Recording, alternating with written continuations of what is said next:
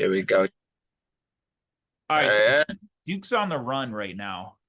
He's going rogue. yep, I'm Always on the move, gunning bro. it Keeping that grind going.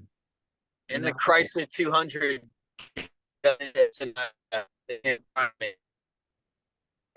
Oh, bro, you're cutting me Joke. off. Signal's a little bad for Duke right now, but hopefully he comes back. I see him frozen here on the Touch screen. and go. There we go. That's a little better. I want to catch people up to speed a little bit just to keep this thing going. We're talking about a few things. Duke has been shopping things around beforehand. And I'm just starting to get in that groove of like meeting people and talking to people to hopefully set some projects up. And it's interesting. Do you want to recap? It looks like your connection's back. Do you want to recap for us what you said about, development and people's ideas on projects and that kind of stuff?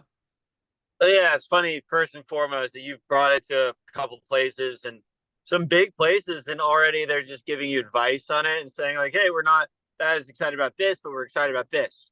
And my advice to you hearing that, I appreciated that you let me in on that, was that, dude, don't count out every little thing they say, because at the end of the day, they just want a writer's credit once it gets made, and they don't want to be the one to take the chance on it. They don't want to take the risk, but they want to say it, especially with first time, filmmaker.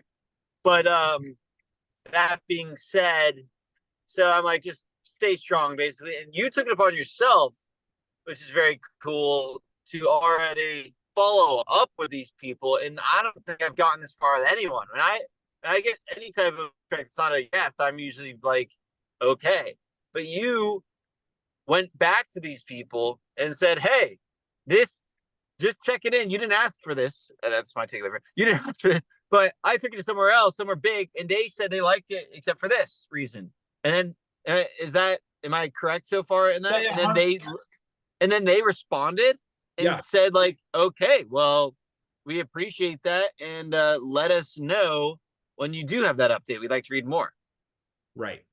It's a moving train. And at first, my instinct was just like, one and done. Like, if people don't like it, it's first impressions is everything. That's not true. Like, Right.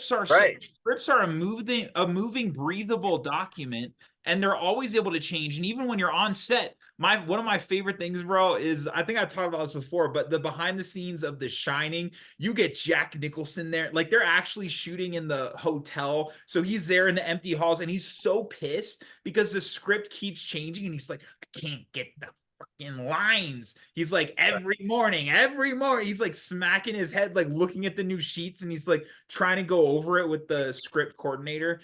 And it's like, that just goes to show the script can change at any moment, and it's never set in stone. It's never solid. And That being said, all right, that's fascinating. It really is. I want to rewind more to the career aspect and like the sort of like philosophical aspect of rejection, yeah, which is like, because it's so hard to navigate the industry. Obviously, creatively, yeah, scripts are always changing and whatnot. But I'm just kind of more fascinated that, like, with like sales and stuff, did these producers and studios leave it open ended with you, or did you just get rejected and then take it upon yourself to keep coming back, and now you just reopened it again, found a loophole way in? Because if that's the case, then I am very impressed, and like, again, I need to step it up with that. well, you know what, bro? A, a lot of them hadn't gotten back after a certain amount of time, which to me, it's like you can read that a bunch of different ways. And so I took it upon myself to be proactive about it instead. This is where it's going. These are the people I'm talking to. This is the direction I'm moving the script. Here's the revision. It's that something that people who are just starting in this industry, they'll start to quickly find out is people don't ever really say no because they never know. This industry is so in flux. The default answer is no answer. And so that was the majority of these things. So it was just re-entering the conversation as in like, okay, here it is. Here's what I'm changing. And because I saw similar feedback from a couple different angles, that's when I see a pattern and I'm like, okay, objectively, this is how I can improve the So script. it was an opportunity for you to get more another potential answer from them. So you came back at them with a new. So that's like a newsletter. You Yeah, know, like companies spam out a newsletter, like they're not responding the customer, but you're still just hitting them with this is what I've been up to. that's This it. is what But I've been up to. yeah, exactly. But here's the thing, because I got the same type of feedback from a couple different spots, then I have a feeling that that's how other readers felt about the project. And so by me then saying that and putting that out, and I'm the one saying it, it's like it puts it out in the front. You know, I'm a professional. This is feedback I got from other places, and I'm continuing to work on it. It's just it's a moving document. Yeah, but why would you have any faith that they cared at all if they hadn't responded? Just because you took it upon yourself to know that, hey, maybe that just means they read it, but they didn't love it yet, and maybe if you gave them a gesture of good faith, that's going to change that they could end up loving It's it, this or they. man. It's this man from a conceptual point of view.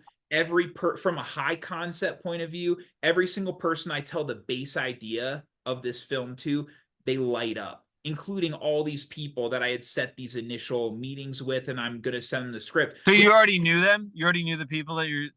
I met them maybe once just as like an introduction, and I tell them the idea, and then they want to read the script. So then if I don't get an answer, it's Ah, something about the script. It's not the concept in of itself. They were excited but it about it. wasn't a complete cold call. It wasn't a complete cold email.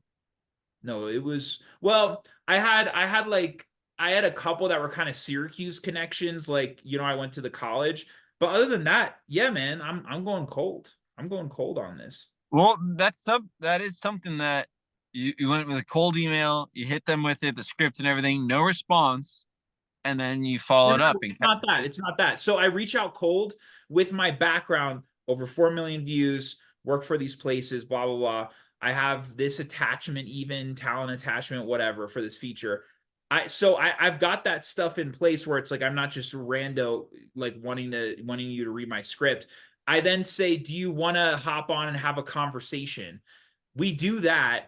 And then I kind of broach the subject of, do they want to read the script? If they do, then oh, I so send these them. people you already had a FaceTime with. Yeah, yeah, yeah. I always like to do a FaceTime or in person before.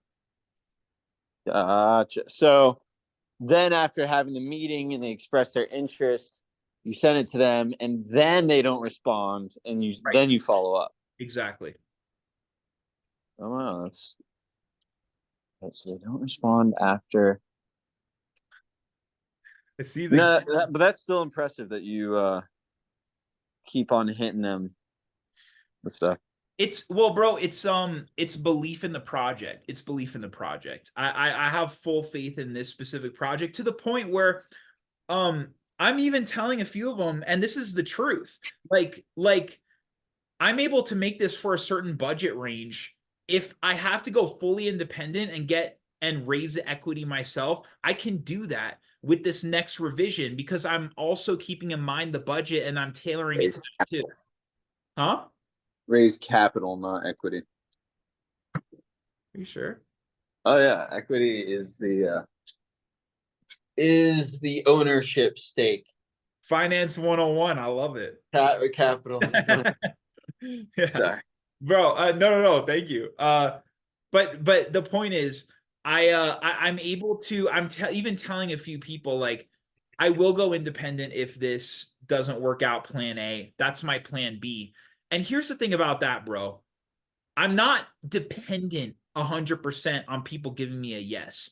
Ideally, I go that way because they have the infrastructure and they have the marketing behind them already. They've got the distribution to where I don't have to do as much like work putting on the one man hat for all this stuff. But you know what? It's not the end of the world if I have to go independent. I can raise that money. I'll learn all the aspects of it. And like the point is, it's the feeling of I'm already on this moving train. Jump on if you want. If you don't, it's going to continue. But the fact is, it's moving. So if you're excited about the project, if you like the revisions that we're making, if you like the direction it's headed, be a part of this. Come on board. Let's do this thing. But regardless, I'm going to make the film. Yeah, Jacob. I'm just at my mom's and I get my laundry. So I guess I'm gonna do this here. Okay, the podcast. Bro, Yeah. this is great. We get a behind the scenes. Oh What yeah, my is Mama exciting doing life. there in the back? Yeah, my. Hi, Jacob. How are you? I'm a little sick, but You got your wish. You're on the podcast now. This is your time to go. Our guest. Yeah. Oh, I'm sorry you're sick. Yep. All the viewers at home will see you sick. I've been Yep. asking for her to come on as a guest like all these years. When's that gonna Well, happen? this is your chance, Mom. This is it or nothing. This is the audition. Yep. I'm obviously kidding. Anyway, Yo, how did that you want to tell the listeners about your viewing party that was last night? I appreciate it, man. So first of all, you were so kind as to watch the Lifetime film that I was in, and tell me about it. And like you called me when you watched it, and no, it meant a lot. Bro, it was honestly, man, you're breaking up a little bit again, but there you go. It was honestly surreal seeing like I've got friends who are actors, they've had like little bit parts or whatever. Yeah, it's a Lifetime thing, whatever, bro. I was there watching the screen. It was surreal seeing you on the screen, bro, in this lead role. It was cool. No, well said. I appreciate it. Because I know what you mean. I just watched it for the first time all the way through with friends yesterday, and I think with an audience, you kind of like try to watch it through their eyes a little bit. And I know. I mean, it's funny also, how maybe I'm different than other actors or whatever, but I'm able to like disband belief pretty quickly too. And like I get lost in it watching it, and everyone's on the edge of their seat. And first of all, what I took away watching it with friends was the movie could have been worse. It was like, exactly what the doctor ordered. Those movies have a place in an audience, and it got creepy out of the gates. And for me, it was a great opportunity to play like a different type of character than most people wouldn't think of my casting. You did. We've talked about that a lot, that being a villain is a good opportunity. Red dress. I called it before these guys. Red dress. Dude, you were ahead of the curve on that one. Seeing the vision for your boy. And dude, 100%. I mean, like my friends literally were like freaked out. And I made it a joke. I was like, I hope this doesn't make you think differently of me now.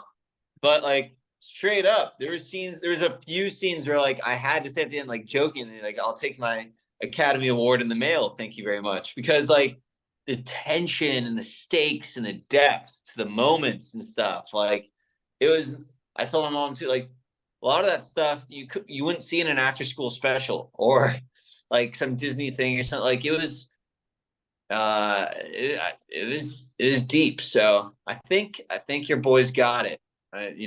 Yeah, I think it's really cool that you're able to show that side of you as an actor in such a big way, because that is something that like what were the roles you were booking before? Just kind of like the lawyery kind of, you're like a student, like what kind of stuff, what was the brand? Because that's the first time I've seen that facet of you besides the short. Yeah, That's I the guess first time that it's been that heavy. the other one, I was like a real estate agent, son of the mother like this. No, thank you. No, thanks. I was a real estate agent, son of a woman that killed someone, and then the other one, yeah, they're not looking at me and thinking killer stalker. Yeah. Fortunately, that'd be bad if they were. I mean, I guess maybe Joaquin Phoenix they would, just because he seems like such a tortured weirdo. But Yeah, he means that. But you're you know what, man? After seeing this, I could see the Patrick Bateman-esque. You seen that, yeah, right? The Braille that let's see Paul Allen's card. Yeah, let's see Paul Allen's card. What's that? You know that line? Let's see Paul Allen's card. They've got their like little. Have you seen the movie? Yeah, of course. Yeah, man. They've got their little cards, and he's like obsessed about like the braille or like the lettering, all that stuff. Oh, yeah, it's so weird. No, yeah. No, yeah. So definitely exceeded my expectations, the takeaway of the movie. I didn't know if people were going to see it. I didn't know if it was going to be good. I didn't really put too much thought into it. And people are seeing it, and I'm pretty proud of it. So a lot of good things to take away from that. I'm curious, after that, are your reps looking at you different? Are they submitting you for different stuff? Have you had that conversation? It's a good question. I sent my reps a review that I got written up. That was a very positive review. I don't think they're looking at me differently. I think my reps humbly, like, what do I know? But I think they're doing everything for me that they can. They're great. They're lovely. But you know, it is what it is. I don't get that many auditions. And Are you now in the Lifetime ecosystem with this guy where when he has another role like this, he's gonna sub you in? probably. I honestly don't. I'm at the point where he does his movies non-SAG. I don't know if I want to do another one that's not SAG. You know, it's tough. Are you SAG? Yep. That's interesting that he's able, maybe it's at a certain budget range where he could get away with it. He doesn't get away with it. I'm doing it illegally. Got it. Yeah. Here first. Yeah. Breaking news. Wow, bro. I mean, look, it's there's still a benefit there, right? Like you're getting paid, you're getting this exposure, you're getting this write-up. It's a good film. I'd say that largely outweighs the cons. But I have another movie coming up in Canada, shooting in 2 weeks. 3 scenes. It's gonna be big actors in it. Is that type of situation more intimidating where you're like you got like 3 scenes as opposed to the entire movie, but you're with another echelon of talent? I mean, I haven't really experienced one with a lot of big actors yet. I've done one thing where I was a small part of a bunch of big actors. Mm-hmm. Granted, they weren't as big as like Harvey Keitel and stuff who they are in this one, but to me, honestly, at this point, I'm so jaded about the whole acting thing, and I'm sure I'll like go through phases. Like once I get to another level, then I'll probably start caring again and stuff. But at this point, I feel sorry for all these people, even the successful ones. I'm just like, it's not an easy life for you guys, is it? And then, What do you mean? I mean, look at Harvey Keitel or something. I'm gonna look at someone like that and just be like, dude, they've been through everything. And who the heck are they? At the end of the day, they're probably just excited to meet some young kid who's inspired, and like he probably knew my grandfather and like all these people. It's just like you just try to have a good time. You can't need anything from anyone, and I'm gonna do the best I can, whether it's one line or. Right. And if they don't like me, that's their problem. No, for sure, and that's a great attitude to have. But as far as like bro, I would assume Harvey Keitel is fucking stoked about his position and like what he's been able to accomplish. Everyone knows Harvey Keitel. Dude, some of those successful actors are the most unhappy people you've ever seen.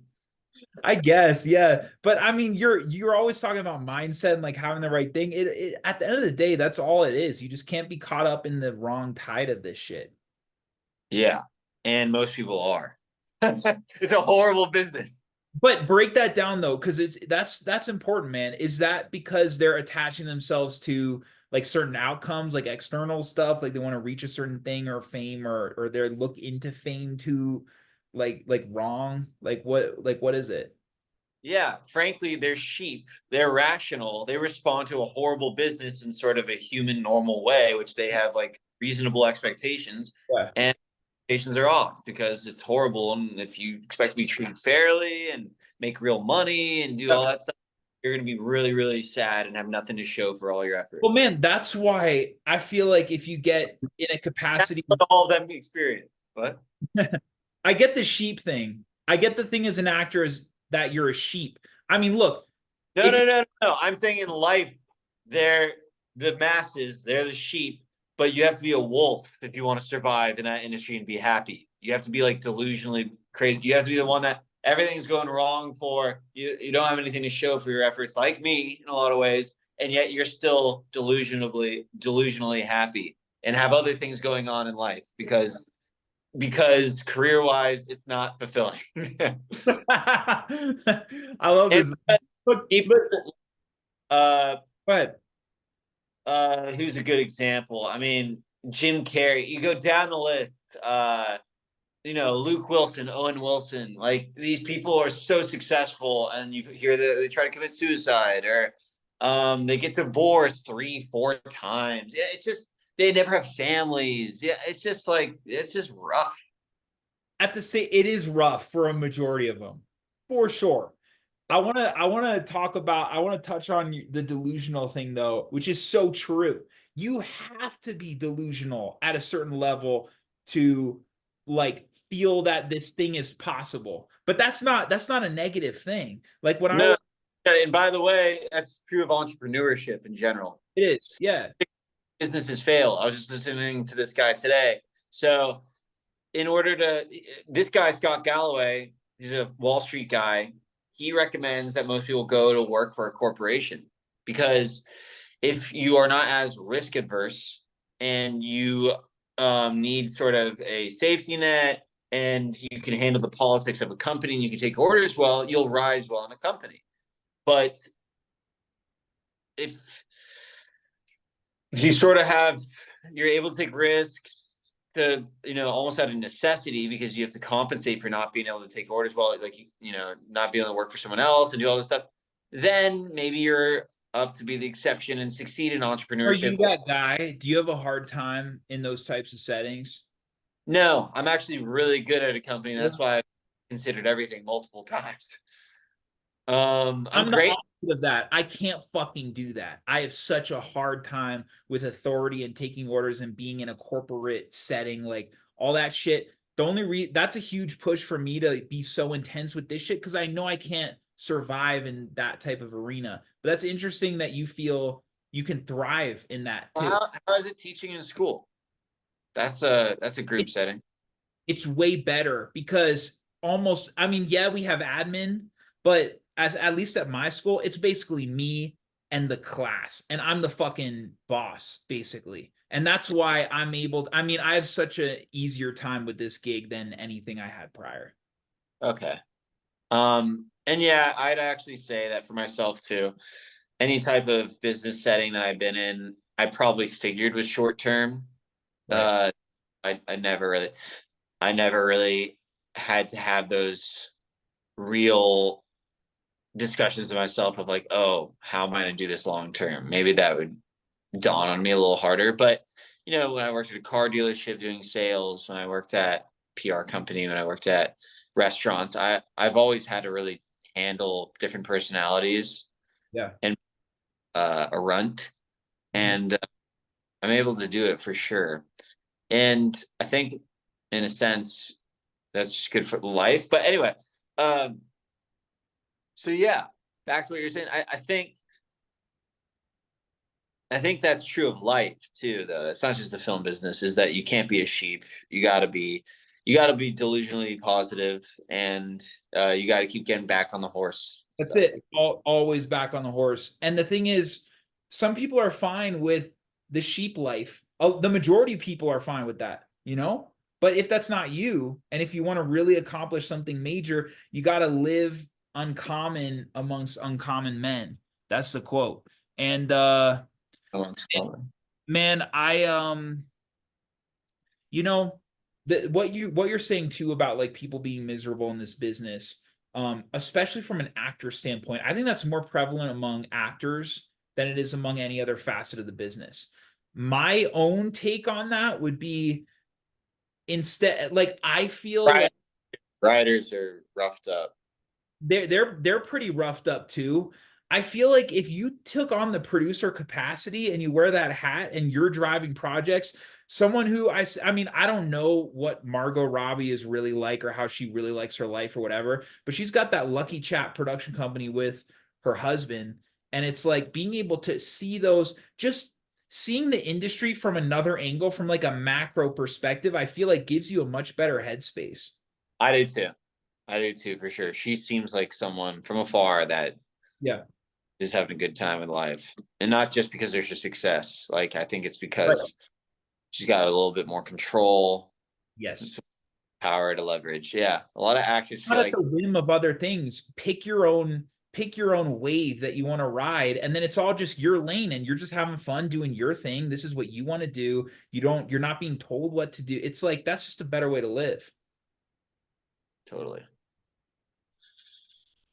Yeah, but it's all good. They're all good points though, man. I didn't even know that you were thinking about some of this shit. Like, I'm sure being around, being on sets and kind of seeing how people are, and like I'm sure you see some of that mentality. You see the way they like stand and like are looking, and it's like they're dealing with some shit, and you don't Oh, want to be that way. You want to have like, but bro, you're doing it all right is the thing.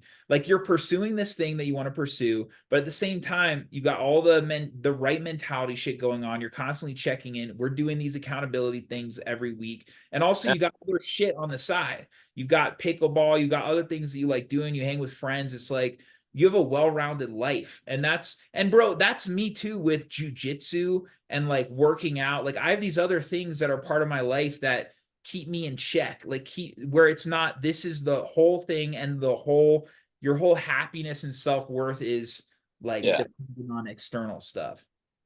Yeah. I think that's like a good classic philosophical value of like, you can't make one thing an idol.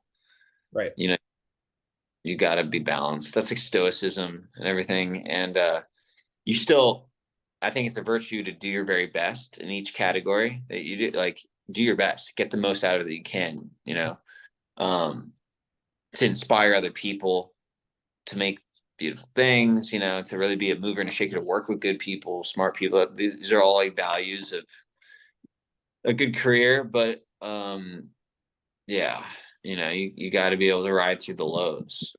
That's it. That's it. It's a journey, man.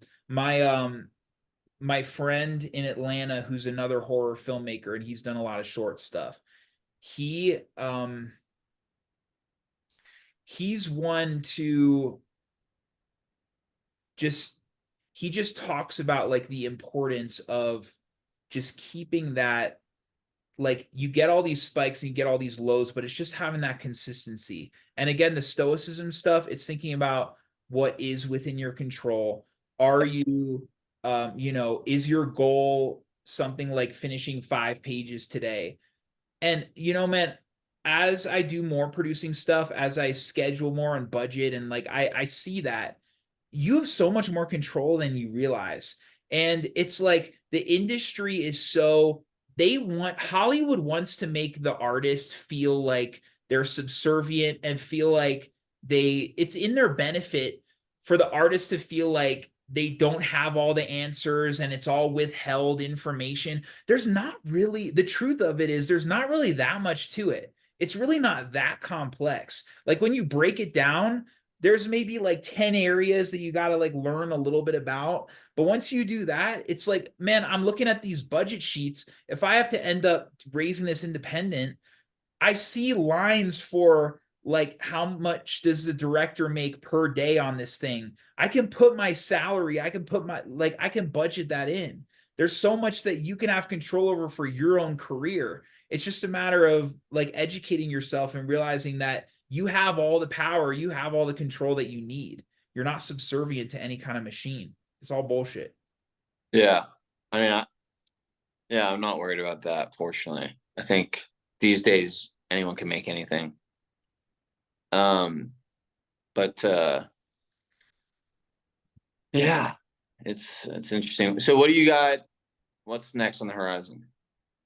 I'm working on this revision now for my feature, to hopefully, find a home for it. That's my plan A, shopping it around.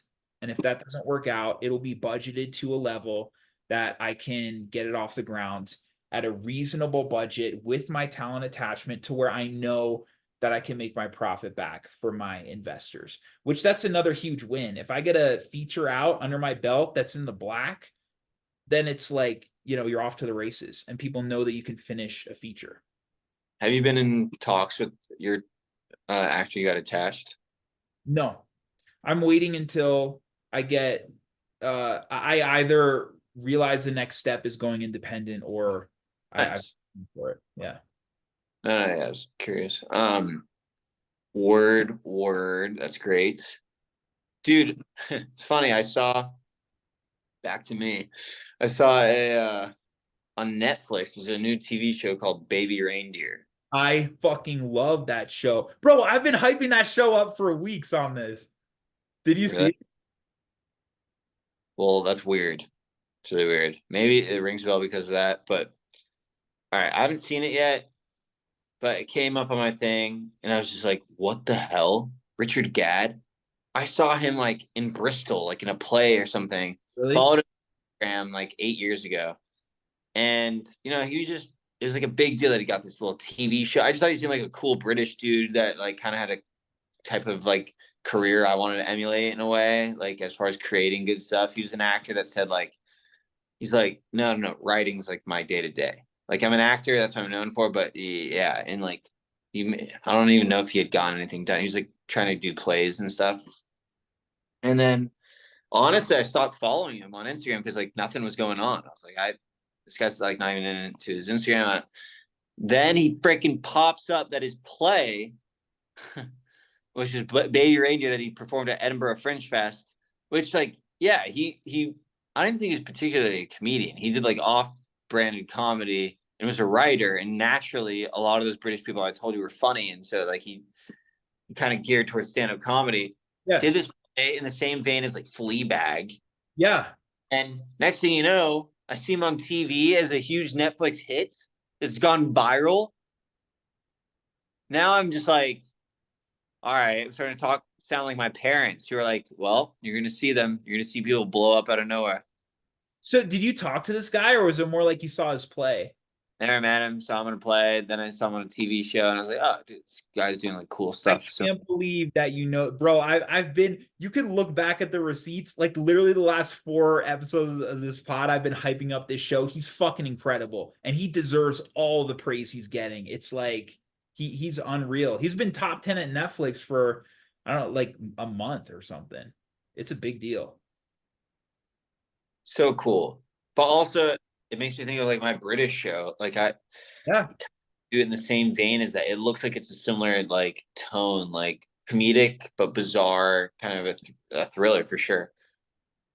I love that you knew this guy, bro. Definitely tuck back into that and talk to your writing partner about reviving that shit, because this guy, it's such a good reminder, man. I love that you knew him when he was just doing plays and he was kind of an unknown. This shit, for everyone, for us, for anyone who's pursuing this, anyone listening right now, it's so much closer than you think. I mean, shit could change overnight. That's the way. It's like, it's so funny. This stuff actually does happen. Like this person had nothing more than anyone else. Nothing more than anyone else. And next thing you know, you just see like, it's like the world has chosen him. Now he's huge. Like I can tell you right now, if you look back 2 years ago or a year and a half ago at what I saw, you'd be like, well, I'm going to stop following his Instagram. There's 150 people exactly like that. And then here we go. And bro, next is going to be you. Next is going to be me and you. Congrats on the feature, brother.